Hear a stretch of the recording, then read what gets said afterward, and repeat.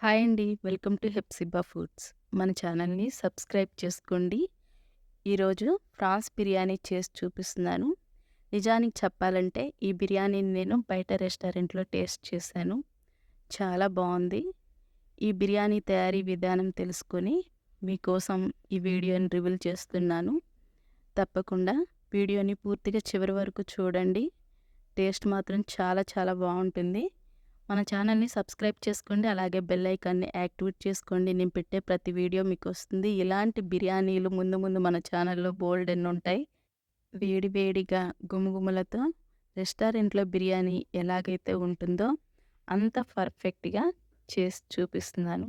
Taste చాలా బావుంటుంది. ఇక ఆలస్యం చేయకుండా చూడండి. ముందుగా బాస్మతి రైస్‌ని 4 గ్లాసులు తీసుకుంటున్నాను.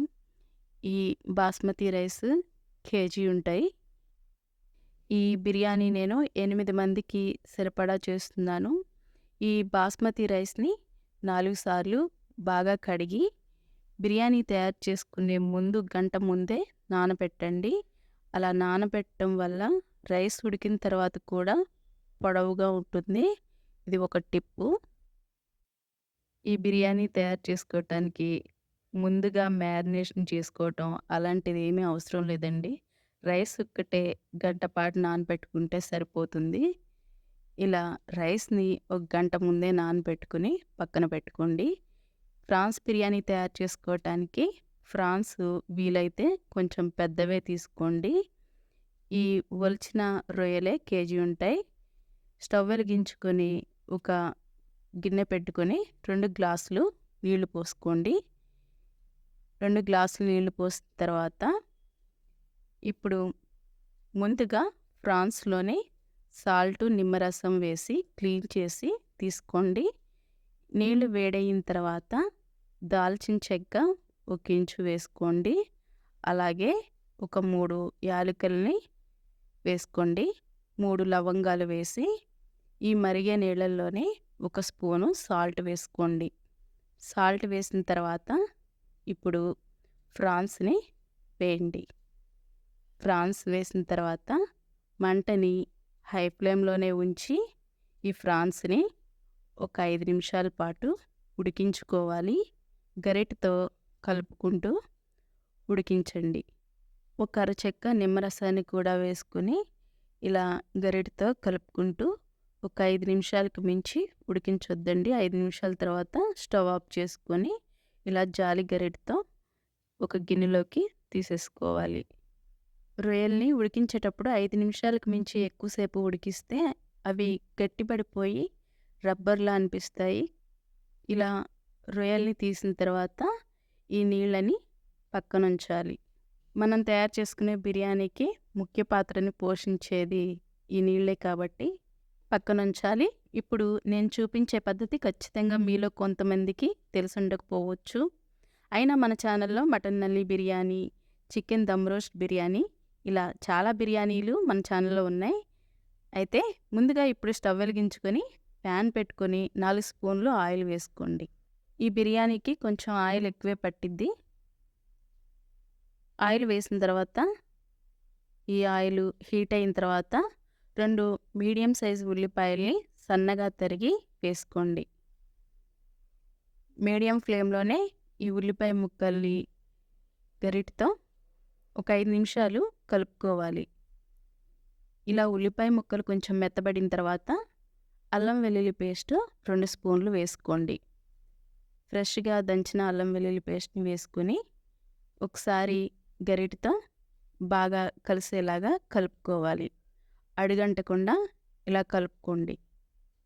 ఇప్పుడు ఒక స్పూను పసుపు వేసుకోండి. అలాగే మీరు తినే కారాన్ని బట్టి 2 స్పూన్లు కారం వేసుకోండి. కారం వేసి ఒకసారి గరిటెతో బాగా కలుపుకోవాలి. ఇలా బాగా కలిసేలాగా కలిపిన తర్వాత కడిగిన కరివేపాకు ఒక కప్పుడు వేసుకోండి. ఒక కప్పు కరివేపాకు వేసిన తర్వాత ఒకసారి గరిటెతో కలిపేసి మంటని లో ఫ్లేమ్‌లోనే ఉంచి కలుపుకోండి. ఇప్పుడు గరం మసాలా, ఇది ఇంట్లో తయారు చేసుకున్న మసాలా. మీకేమైనా డౌట్ అనిపిస్తే కామెంట్లో పెట్టండి. ఈ మసాలాని ఎలా తయారు చేసుకోవాలో చూపిస్తాను. 2 స్పూన్లు గరం మసాలాని వేసుకోవాలి. 1 స్పూను సాల్ట్ వేసి, ఇప్పుడు పచ్చిమిర్చిని, ఒక 5 పచ్చిమిర్చిని మధ్యకి చీరి ముక్కలుగా కట్ చేసుకుని వేసుకోండి. పచ్చిమిర్చి, కరివేపాకు ఇలా మధ్యలో యాడ్ చేయటం వల్ల మంచి ఫ్లేవర్ ఉంటుంది. టమాటాలని 2 టమాటాలు తీసుకొని మెత్తగా గ్రైండ్ చేసి వేసుకోండి. ఈ టమాటా పేస్ట్లోని పచ్చివాసన పోయి ఈ టమాటాలోని నీరంతా దగ్గరికి అయ్యేంత వరకు ఇలా గరిటెతో కలుపుకుంటూ ఉడికించుకోవాలి. మంటని హై ఫ్లేమ్లో పెట్టి 5-6 నిమిషాలు ఇలా ఉడికించుకోవాలి. ఈ గ్రేవీ దగ్గర పడుతుందనగా ఒకసారి టేస్ట్ చెక్ చేసుకుని ఉప్పుని వేసుకోండి. ఉప్పు వేసి ఒకసారి బాగా కలుపుకోండి. ఇలా కలిపిన తర్వాత ముందుగా 5 నిమిషాల పాటు ఉడికించిన రొయ్యల్ని ఈ టమాటో గ్రేవీలో వేసి, ఈ రొయ్యల్ని ఒకసారి గరిటెతో ఇలా కలుపుకుంటూ ఈ గ్రేవీ అంతా, ఈ మసాలాలు ఇవన్నీ కలిపి ఈ రొయ్యలకి బాగా పట్టేలాగా ఒకసారి ఇలా గరిటెతో కలుపుకుంటూ ఒక 15 నిమిషాల పాటు ఉడికించుకోవాలి. ఈ బిర్యానీ కోసం ముందుగా నేను తయారు చేసి పెట్టుకున్న స్పెషల్ గరం మసాలాని 1 స్పూన్ వేసి గరిటెతో బాగా కలుపుకోవాలి. ఈ మసాలా అంతా ఈ రొయ్యలకి పట్టేలాగా ఒక 5 నిమిషాలు కలుపుకోవాలి. ఈ బిర్యానీలోకి కట్ట, రైతా ఇలాంటివి ఏమీ అవసరం లేదండి. బాయిల్డ్ ఎగ్ ఉంటే సరిపోతుంది. ఈ బాయిల్డ్ ఎగ్ నాకు అంత టైం లేక ఉడకబెట్టలేదు. ఫైనల్గా సన్నగా తరిగిన కొత్తిమీరను వేసి 5 నిమిషాలు ఇలా గరిటెతో కొత్తిమీర అంతా బాగా కలిసిపోయేలాగా ఒకసారి ఇలా కలుపుకోవాలి.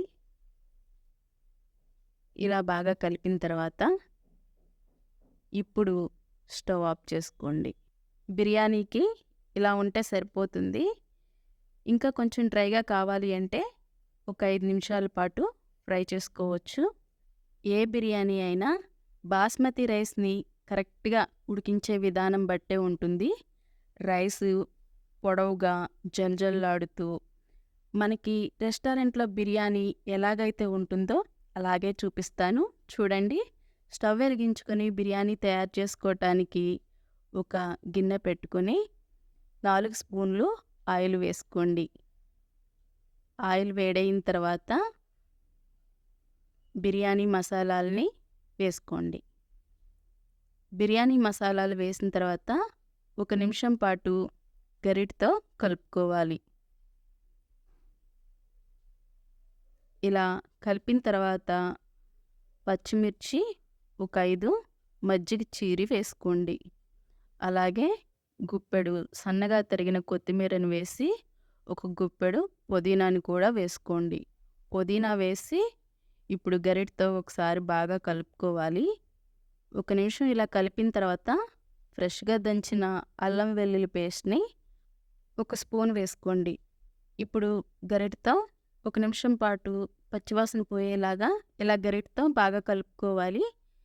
ఇలా కలిపిన తర్వాత రైస్ ఉడికించుకోవటానికి 2 గ్లాసులు నీళ్ళు పోసుకోవాలి. మామూలుగా 4 గ్లాసులు రైస్కి 6 గ్లాసులు నీళ్లు పడతాయి. నేను నానబెట్టిన రైస్ 2 గంటలు నానటం వల్ల మొత్తం నేను 5.5 గ్లాసుల వరకు పోస్తున్నాను. ఇది ఫ్రాన్స్ ఉడకబెట్టుకున్న నీళ్ళని కూడా వేస్తున్నాను. తర్వాత 1 గ్లాస్, మొత్తం 5.5 గ్లాసుల వరకు నీళ్లు తీసుకున్నాను. ఇప్పుడు 1 స్పూను ఉప్పు వేసుకొని గరం మసాలాని 1 స్పూన్ వేసుకోండి. మంటని హై ఫ్లేమ్లో పెట్టి ఒకసారి గరిటెతో బాగా కలిపి ఈ ఎసర్ని తెరలకాగనివ్వాలి. అయితే మనం బిర్యానీ ఎప్పుడు చేసుకున్నా కానీ రైస్ని 1 గంట ముందు నానపెట్టుకుంటే రైస్ పొడవుగా ఉంటుంది. అంతేకాకుండా గ్లాస్ రైస్ తీసుకున్నప్పుడు గ్లాసున్నర నీళ్లు తీసుకోవాలి. చక్కగా పొడి పొడిలాడుతూ వస్తుంది.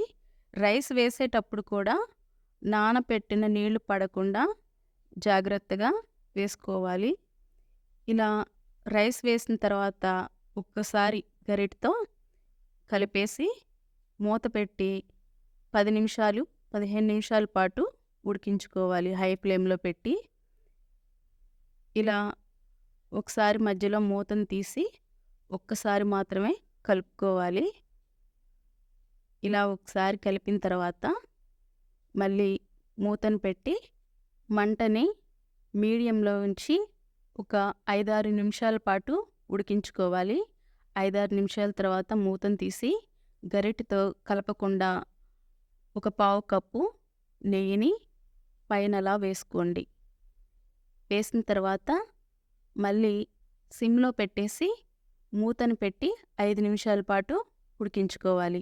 5 నిమిషాల తర్వాత స్టవ్ ఆఫ్ చేసుకొని ఒక 10 నిమిషాలు అలా వదిలేసి సర్వ్ చేసుకోండి. వేడి వేడిగా గుమగుమలాడే ప్రాన్స్ బిర్యానీ. టేస్ట్ అయితే అదిరిపోతుంది. తప్పకుండా ట్రై చేయాల్సిన రెసిపీ. మీరు ట్రై చేసి మీకెలా వచ్చిందో కామెంట్ సెక్షన్‌లో కామెంట్ చేయండి. వంట ఎంత అద్భుతంగా చేసినా గానీ సర్వింగ్ పద్ధతి కూడా బావుండాలి కదండీ! అందుకే ఆ సర్వింగ్ కూడా ఎలా చేయాలో చూపిస్తున్నాను. Different tasty non veg, veg బిర్యానీలు ముందు ముందు మన ఛానల్‌లో చాలా చేసి చూపిస్తాను. కాబట్టి ఈ వీడియో నచ్చితే ఒక లైక్ చేయండి. అలాగే మన ఛానల్‌కి సబ్స్క్రైబ్ చేసుకోవటం అస్సలు మర్చిపోకండి. అలాగే మీకు తెలియని రెసిపీ, తెలుసుకోవాలనుకుంటున్న రెసిపీ ఏమైనా ఉంటే కామెంట్‌లో పెట్టండి. తప్పకుండా మన ఛానల్‌లో చేసి చూపిస్తాను. ఈ వీడియోని ఫ్రెండ్స్‌కి, ఫ్యామిలీ మెంబర్స్‌కి షేర్ చేయండి. Thanks for watching.